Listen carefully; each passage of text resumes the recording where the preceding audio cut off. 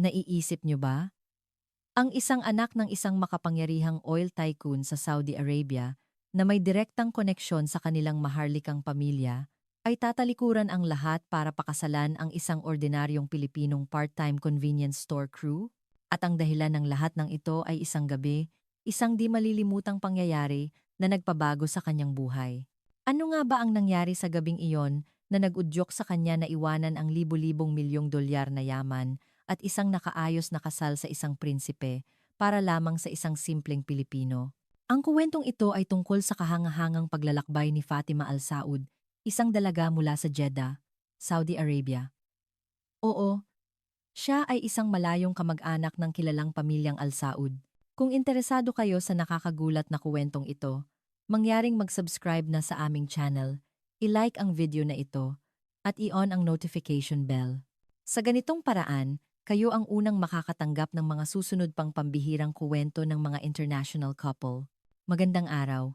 Ako si Fatima Al Saud. 28 taong gulang na ako. Ang aking ama ang chairman ng Al Saud Petroleum, isa sa pinakamalalaking kumpanya ng langis sa Saudi Arabia, at ang aking ina ay may dugong bughaw bilang malayong kamag-anak ng naghaharing pamilya. Para bigyan kayo ng ideya kung gaano kami kayaman, noong isinilang ako, nagtayo ang aking ama ng isang foundation sa ilalim ng aking pangalan. Sa aking ika-12 na kaarawan, niregaluhan niya ako ng isang purong Arabian horse na nagkakahalaga ng 2 milyong dolyar. Sa aking ika-20 kaarawan, isang luxury apartment sa London ang ibinigay niya sa akin para sa aking pag-aaral. Ngunit ang lahat ng ito ay isang gintong hawla. Nalaman ko ito noong ako ay 25 na. Enero 2022. Habang kami ay naghahapunan, nagsalita ang aking ama na may di pang karaniwang seryosong mukha. Fatima, naayos na ang kasal mo. Sa sandaling iyon, nabitawan ko ang aking gintong tinidor. Ama, ano po ang ibig ninyong sabihin? Ang mapapangasawa mo ay si Prinsipe Khalid, ang ikatlong anak ng pamilyang Al Marwan. Siya ay 28 taong gulang at mayroon ng 2 asawa. Ikaw ang magiging pangatlo niyang asawa. 48 taong gulang, 2 asawa, pangatlong asawa. Ang mga salitang iyon ay paulit-ulit na umikot sa aking isipan. Ama, ayoko pa pong mag-asawa, at lalo na sa isang lalaking mayroon ng ibang asawa. Fatima, matigas ang boses ng aking ama. Hindi ito personal na usapin. Ito ay isang pagsasanib ng ating pamilya at ng maharlikang angkan. Ito ay isang karangalan na hindi mo maaaring tanggihan. Nang gabing iyon, umiyak ako sa aking silid hanggang sa mabasa ang aking unan at biglang may pumasok sa aking isipan. Oo, mga Pilipinong teleserye. Pangako. Sa Yo, On the Wings of Love. Ito ang mga palabas na palihim kong pinapanood. Ang mga lalaking Pilipino na nakikita ko roon ay magalang, mapagmahal, at pinoprotektahan ang mga babae. Isang mundong malayong-malayo sa Saudi Arabia. Tama, pupunta ako sa Pilipinas. Kinabukasan, kinausap ko ang aking ama. Ama, mayroon po akong mungkahi. Ano iyon? Bago po ang kasal, payagan niyo po akong mag-aral sa Pilipinas sa loob ng 6 na buwan. Kung matututunan ko ang kanilang mga makabagong pamamaraan sa pagnenegosyo, makakatulong din ito sa negosyo ni Prinsipe Khalid. Pilipinas? Bakit sa dinami-dami ng lugar? Doon pa. Gusto ko pong pag-aralan ang business models ng mga kumpanya tulad ng San Miguel, Ayala, at SM. Bukod pa rito, ama, sikat ang kulturang Pilipino, lalo na ang mga teleserye, sa mga kabataan sa Saudi ngayon. Mukhang nag-iisip ang aking ama. At nakapasa na po ako sa MBA program ng isang prestihiyosong unibersidad doon. Lihim akong nag-apply at natanggap. Pagkatapos ng ilang sandaling pag-iisip, nagsalita siya. 3 buwan, walang labis, walang kulang. Sa Setyembre, babalik ka para simulan ang paghahanda sa kasal. 4 na buwan po, sana. Para po sakto sa pagtatapos ng isang semester. Sige. 4 na buwan. Ngunit mangako ka. Babalik ka. Opo, ama.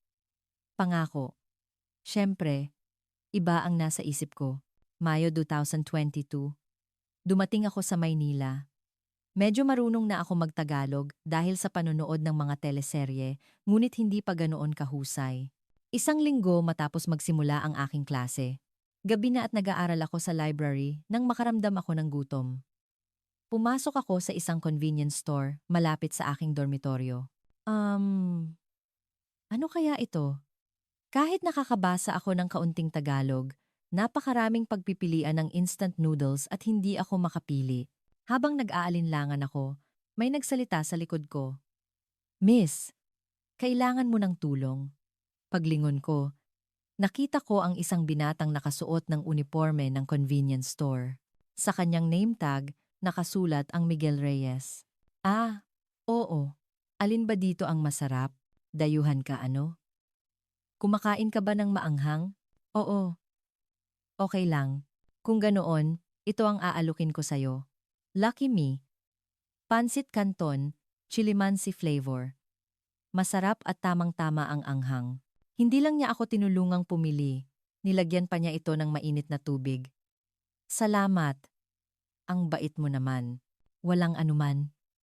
Teka, estudyante ka ba sa universidad natin? Management student kasi ako. 4th year. Talaga? Nasa graduate school naman ako ng management, isang pambihirang pagkakataon. Nang gabing iyon, nagkuwentuhan kami habang kumakain ng pansit canton sa maliit na mesa sa loob ng tindahan. Mula noon, 3 hanggang 4 na beses, sa isang linggo akong bumibisita sa convenience store na iyon. Dahil gusto kong makita si Miguel. Gusto ko ang ngiti niya kapag sinasabi niyang, "Uy, nandito ka na pala." Isang araw, tinanong ako ni Miguel, "Kung okay lang sa'yo, may oras ka ba bukas? Ililibot kita sa campus. Alam ko ang mga tagong kainan na masarap." At doon nagsimula ang aming unang date. Habang naglalakad kami sa campus, palagi niya akong inaalala. "Mainit, okay ka lang ba? Lipat tayo sa may lilim. Nauuhaw ka na ba? Gusto mo magkape?" Hinding-hindi ganito magtanong ang mga lalaki sa Saudi. Para sa kanila, natural lang na ang babae ang sumunod sa lalaki. Anong gusto mong kainin para sa tanghalian? May mga pagkain ka bang bawal kainin dahil sa relihiyon mo? Saglit akong natigilan, pero naging tapat ako.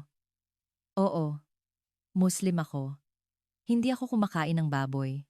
Ah, ganoon ba? Tara, may alam akong halal na restaurant sa may UP Town Center. Masarap doon. Talagang namangha ako. Hindi man lang siya nag-alinlangan at natural ang kanyang pag-aalala.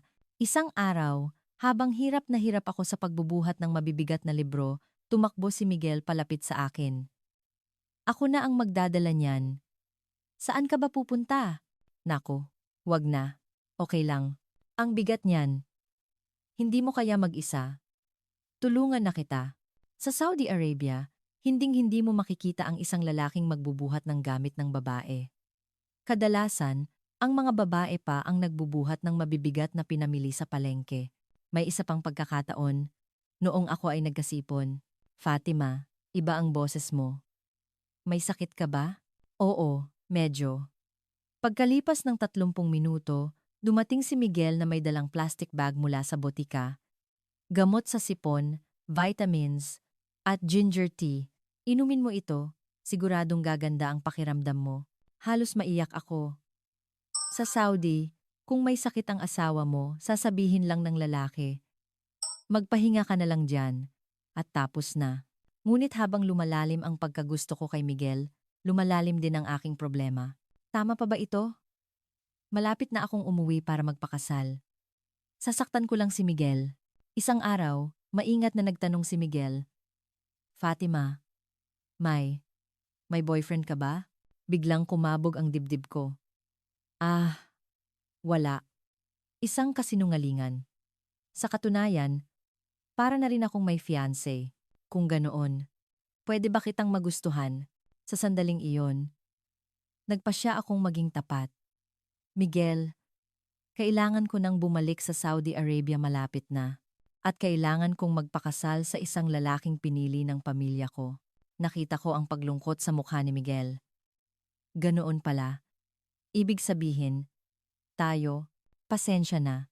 Dapat sinabi ko sa'yo noon pa. Isang mahabang katahimikan ang namagitan. Maya-maya, nagsalita si Miguel.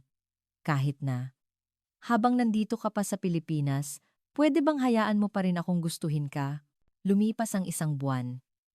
Isang araw, biglang bumuhos ang malakas na ulan. Wala akong dalang payong at natrap ako sa library. Fatima, nasa library ka, di ba? Hintayin mo ako, dadalhan kita ng payong. Agad na dumating si Miguel.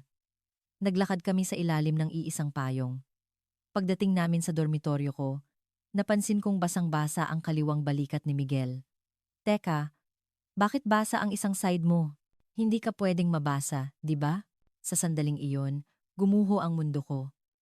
Mayroon palang lalaking ganito, kamaalalahanin. Miguel, bakit? Gusto kita.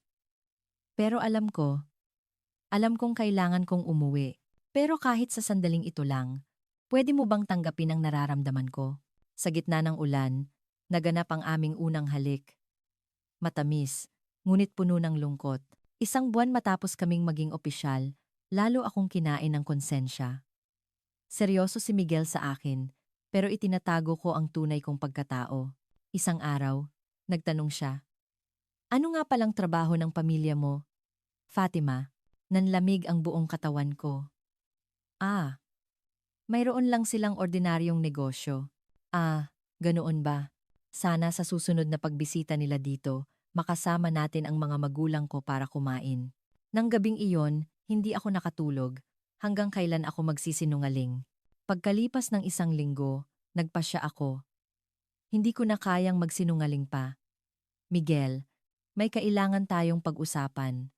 Mahalaga ito, nagkita kami sa isang coffee shop.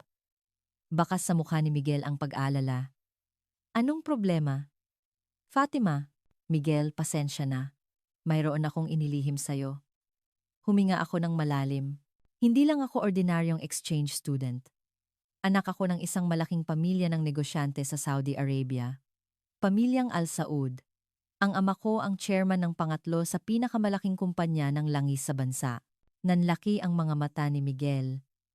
At ang mas nakakagulat, kailangan kong magpakasal pagkalipas ng 4 na buwan. Ang lalaki ay miyembro ng maharlikang pamilya, 48 taong gulang at may 2 ng asawa. Isang mahabang katahimikan. Nakita ko ang iba't ibang emosyon sa mukha ni Miguel, gulat, pagkakanulo at kalungkutan. Bakit? Bakit ngayon mo lang sinabi?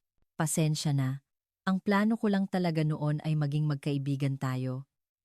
Pero dahil napakabuti mong tao, hindi ko na malayang nahulog na pala ako sa'yo. Napabuntong hininga si Miguel, kaya, anong gusto mong gawin? Uuwi ka para magpakasal? Ayoko. Pero kapag iniisip ko ang pamilya ko, napakalakas ng impluensya ng aking ama. Kapag sinuway ko siya, magkakagulo. Ibig sabihin, hanggang dito na lang tayo? May bahid ng pighati sa boses ni Miguel. Hindi ko alam. Hindi ko talaga alam. Gusto kita. Pero mahalaga rin sa akin ang pamilya ko. Ilang araw kaming hindi nagkita. Pareho naming kailangan ng panahon para mag-isip. Pagkalipas ng isang linggo, si Miguel ang unang nag-text. Fatima, gusto kitang makausap. Nagkita kami sa isang parke. Seryoso ang mukha niya. Pinag-isipan ko. Kung kailangan mo talagang umuwi, gusto kong samahan ka hanggang sa huling sandali. Ayokong magsisi. Miguel, pero isa lang ang tanong ko. Fatima, sigurado ka bang ayaw mo sa kasal na iyon? Oo naman. Gusto kong magpakasal sa taong mahal ko. Ayokong maging pangatlong asawa ng isang matandang prinsipe. Hinawakan ni Miguel ang aking kamay. Kung ganoon, hahanap tayo ng paraan. Huwag tayong sumuko. Mula noon, lalo pang lumalim ang aming relasyon. Ngunit ang anino ng papalapit na paghihiwalay ay laging naroon. Lumipas ang 2 buwan at malapit na ang kaarawan ni Miguel. Anong gusto mong gawin sa birthday mo? Gusto ko lang makasama ka ng tahimik. Sa araw ng kanyang kaarawan, dinalhan ko siya ng maliit na cake sa kanyang inuupahang apartment. Happy birthday, Miguel! Simple lang ang kanyang studio type na apartment pero malinis at maayos. Sa pader, Nakasabit ang mga litrato naming dalawa. Kumain kami ng cake, uminom ng wine, at nagkuwentuhan ng kung ano-ano. Sa labas ng bintana, tanaw ang city lights ng Maynila. Fatima, nagsisisi ka ba na nakilala mo ang isang mahirap na estudyanteng tulad ko? Ano ka ba? Ang makilala ka ang pinakamagandang nangyari sa buhay ko. Hinawakan ni Miguel ang aking kamay. Sulitin natin ang natitirang oras natin nang walang pagsisisi.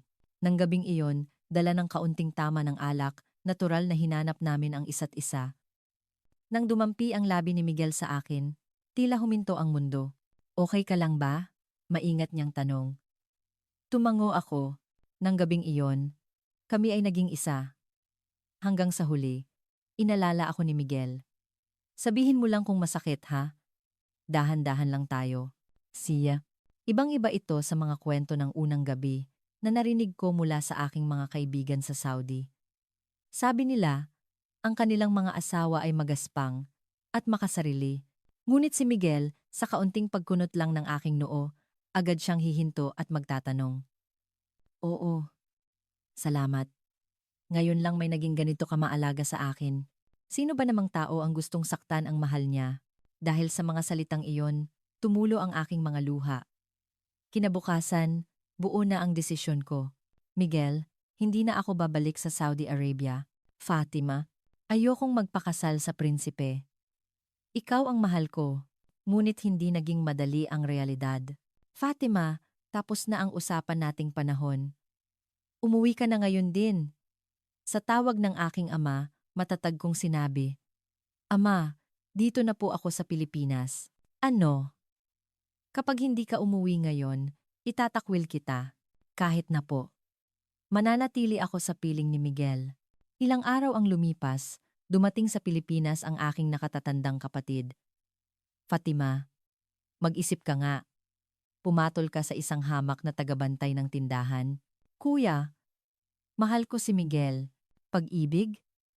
Dapat kang ikasal sa isang prinsipe.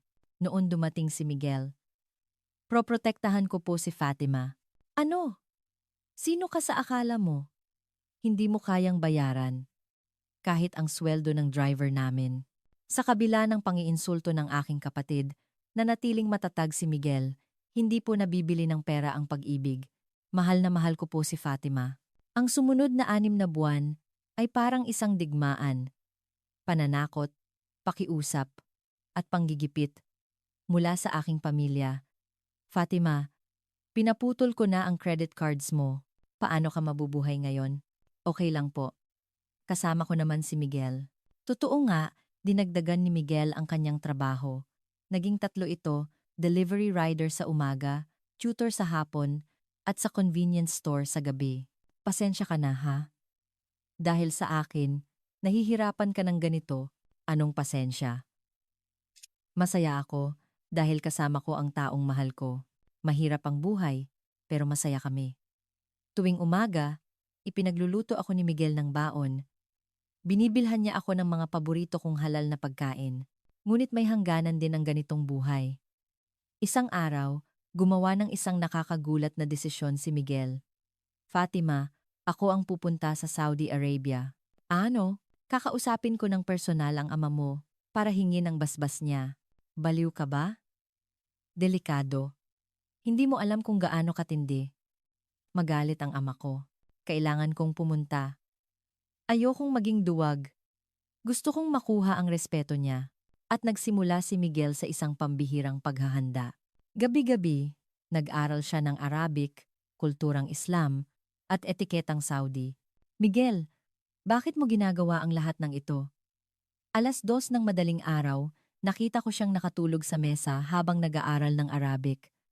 Tumulo ang luha ko. Para sa iyo, Fatima, gagawin ko ang lahat.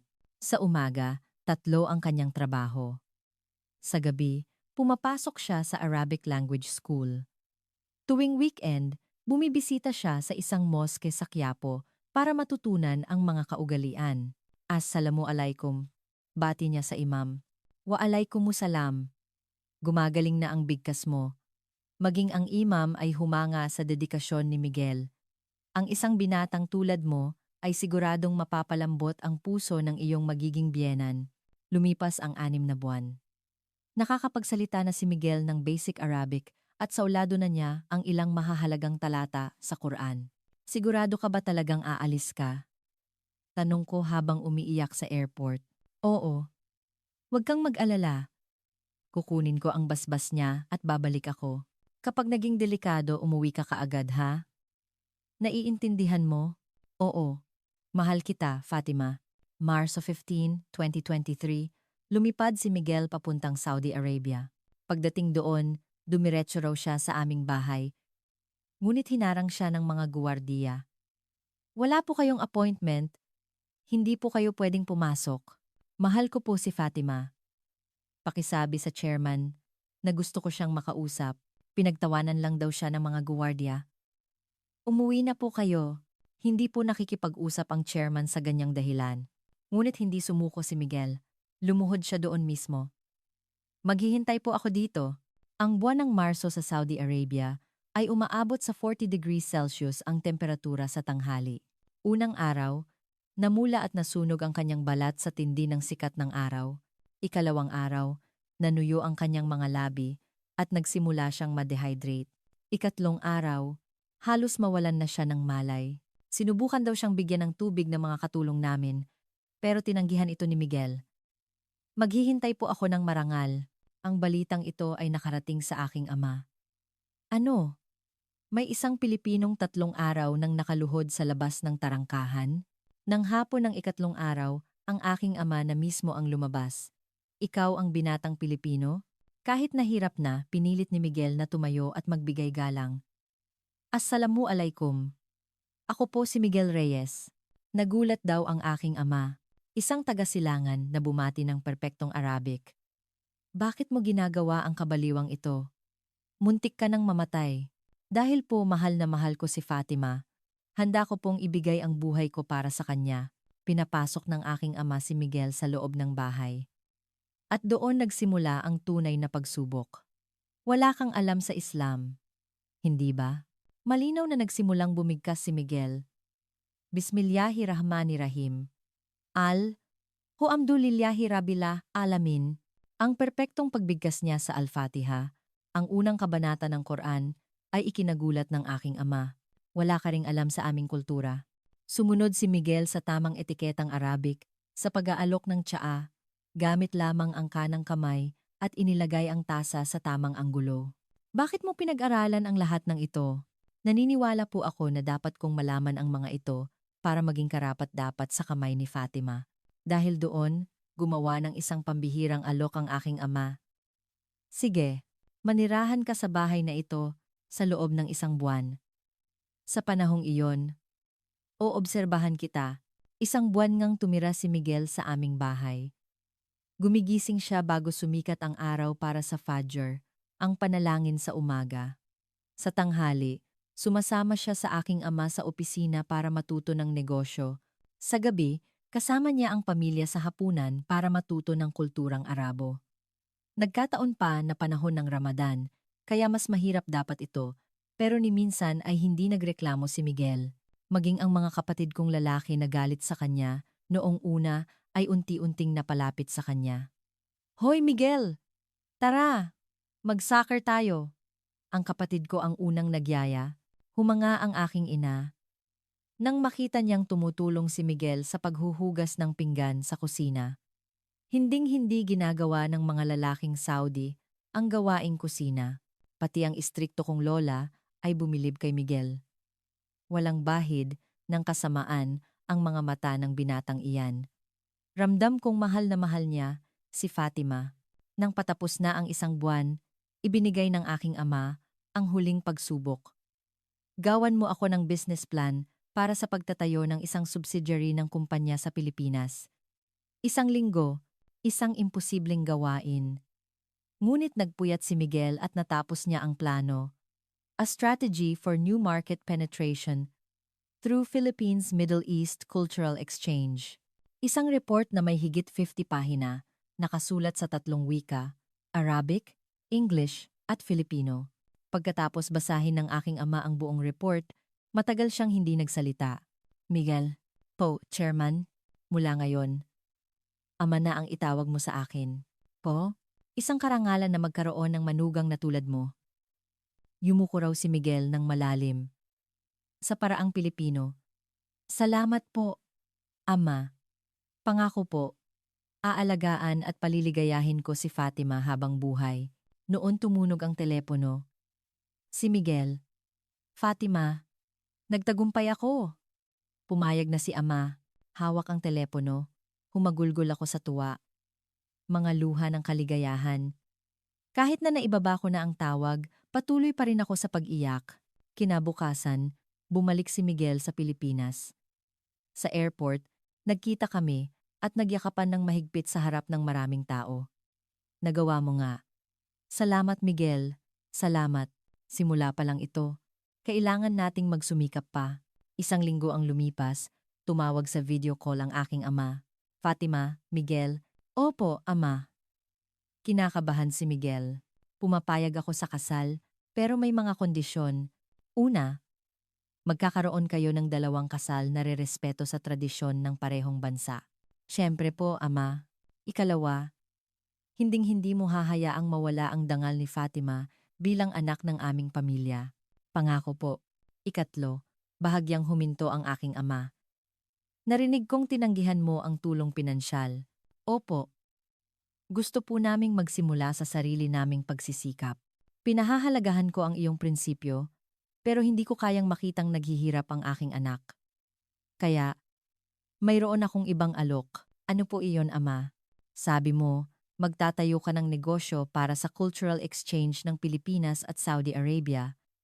Ako ang magbibigay ng paunang puhunan. Ngunit, may diin niyang sabi, kailangan mong bayaran ang puhunan kasama ang interes sa loob ng 5 taon. Kung mabigo ka, uuwi si Fatima sa Saudi para ipagpatuloy ang negosyo ng pamilya. Ramdam ko ang tensyon. Hinigpitan ni Miguel ang hawak sa aking kamay. Opo, ama. Tatanggapin ko po. Sa loob ng 5 taon, babayaran ko po ang lahat at sisiguraduhin kong magtatagumpay kami. Sa unang pagkakataon, ngumiti ang aking ama. Gusto ko ang tapang mong iyan.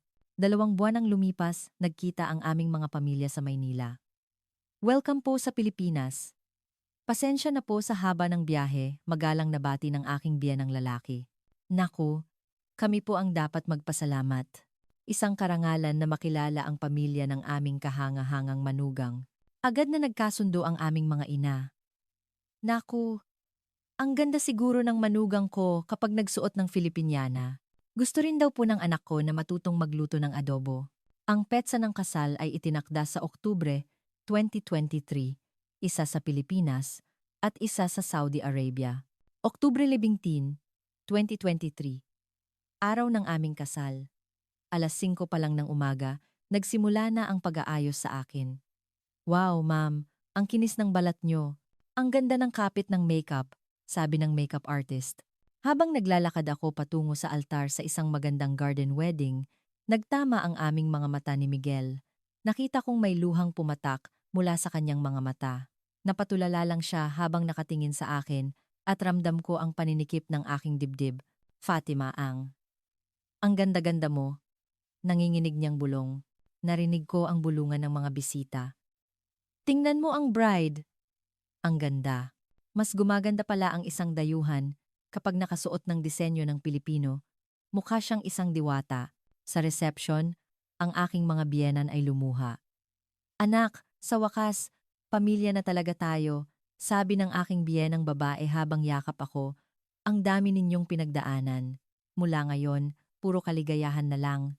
Ang handaan ay isang fusion ng 2 kultura. Sa isang banda, isang buffet ng mga pagkaing Pilipino. Sa kabila, mga pagkaing Middle Eastern na halal certified.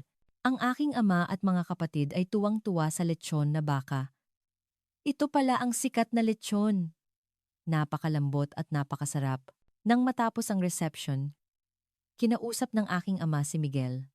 Miguel, handa na ba ang lahat para sa kasal sa Saudi sa susunod na buwan?